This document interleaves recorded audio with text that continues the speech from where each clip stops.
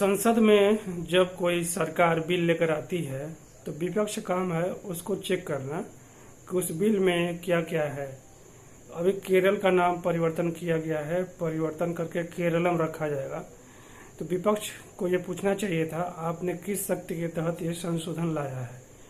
राहुल गांधी को ये पूछना चाहिए था, वो इस समय विपक्ष के नेता है, कि आपने किस संवैधानिक शक्ति के इस्तेमाल करके ये संशोधन ला रहे हैं। कम से कम जो लोग टीवी पर संसद की कार्यवाही देखते हैं उनका तो ज्ञानवर्धन होता, लेकिन राहुल गांधी नहीं पूछेंगे। बहुत सारे बिल इस समय संसद में पारित किए गए हैं, लेकिन राहुल गांधी और उनके सहयोगी लोग उस पर चर्चा नहीं किए हैं कि इस बिल में है क्या। कम से कम ये चर्चा कर लेते कि कौन कौन तथ्य लाए जा रहे हैं बिल में और इससे लोगों को क्या लाभ होगा। भारत के लोगों को ये जो बिल आ रहा है उस अगर कानून बन जाएगा तो क्या लाभ होगा। उन तथ्यों, उन बिंदुओं को विपक्ष के द्वारा, राहुल गांधी के द्वारा जांचना चाहिए। चर्चा के माध्यम से एक एक क्लास को जांचना चाहिए। आखिर सरकार कौन कौन से बिंदुओं को कानून बनाना चाहती है, ये विपक्ष का काम है।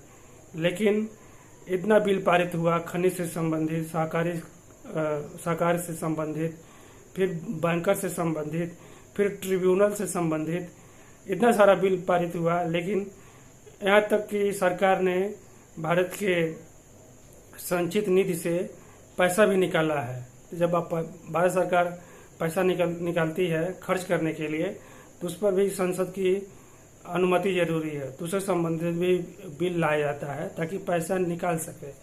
तो उसमें भी विपक्ष को पूछना चाहिए आप कितना पैसा निकाल रहे हैं, कि कौन कौन से मद में खर्च करेंगे। लेकिन सरकार ने इतना बिल लाई है संसद के सदन में, लोकसभा राज्यसभा दोनों में।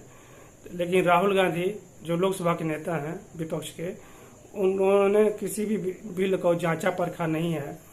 केवल वो लोग जब भी चर्चा की बात होती है कि हाँ ये विधेयक हम लाए हैं, तो राहुल गांधी और उनके सहयोगी केवल नारेबाजी करके सदन से बाहर चले जाते हैं। तो राहुल गांधी को जल्दी ही, शीघ्र ही इस पर अपने विचार करना चाहिए कि हाँ इस पर चर्चा करना चाहिए। जनता के लोग, पूरे भारत के लोग आपको सांसद बनाए हैं। जो भी बिल सरकार लाए उसको जांचिए, बिंदुवार जांचिए, ताकि लोगों को समझ सके।